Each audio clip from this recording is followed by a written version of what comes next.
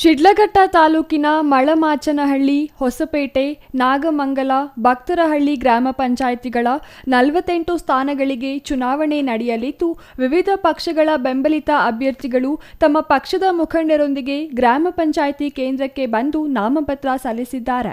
ಚುನಾವಣೆ ಹಿನ್ನೆಲೆಯಲ್ಲಿ ವಿವಿಧ ಪಕ್ಷಗಳ ಮುಖಂಡರು ಮತ್ತು ಕಾರ್ಯಕರ್ತರು ಗ್ರಾಮ ಪಂಚಾಯಿತಿ ಕೇಂದ್ರಗಳ ಮುಂದೆ ಜಮಾಯಿಸಿ ನಾಮಪತ್ರ ಸಲ್ಲಿಸಲು ಅಗತ್ಯ ಮಾರ್ಗದರ್ಶನದ ಜೊತೆಗೆ ಬೆಂಬಲ ಸೂಚಿಸಿದರು.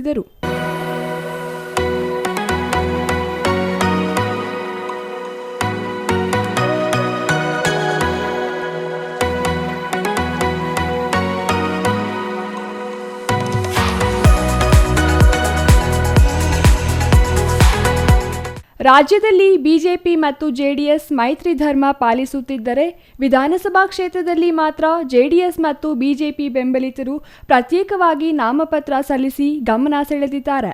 ಬಿಜೆಪಿ ಗ್ರಾಮಾಂತರ ಮಂಡಲ ಅಧ್ಯಕ್ಷ ಆನಂದ್ ಗೌಡ ಮಾತನಾಡಿ, ತಾಲೂಕಿನ ಗ್ರಾಮ ಪಂಚಾಯಿತಿಗಳಿಗೆ ಬಿಜೆಪಿ ಬೆಂಬಲಿತ ಅಭ್ಯರ್ಥಿಗಳನ್ನು ಕಣಕ್ಕಿಳಿಸಲಾಗಿದೆ.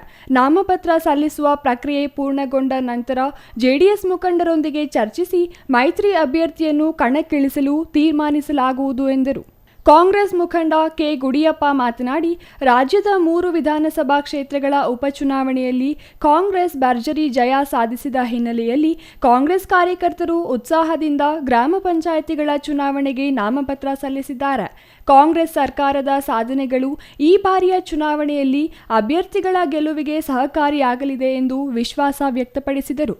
ಈ ಸಂದರ್ಭದಲ್ಲಿ ಹೊಸಪೇಟೆ ಗ್ರಾಮ ಪಂಚಾಯಿತಿ ಮಾಜಿ ಅಧ್ಯಕ್ಷ ಮಂಜುನಾಥ್ ಗೌಡ, ಜಂಗಮಕೋಟೆ ಬ್ಲಾಕ್ ಕಾಂಗ್ರೆಸ್ ಅಧ್ಯಕ್ಷ ಎಚ್.ಎಂ. ಮುನಿಯಪ್ಪ, ಹಿರೇಬಲ್ಲ ಅಶ್ವಥ್, ಕೃಷ್ಣಪ್ಪ ಮತ್ತಿತರರು ಹಾಜರಿದ್ದರು.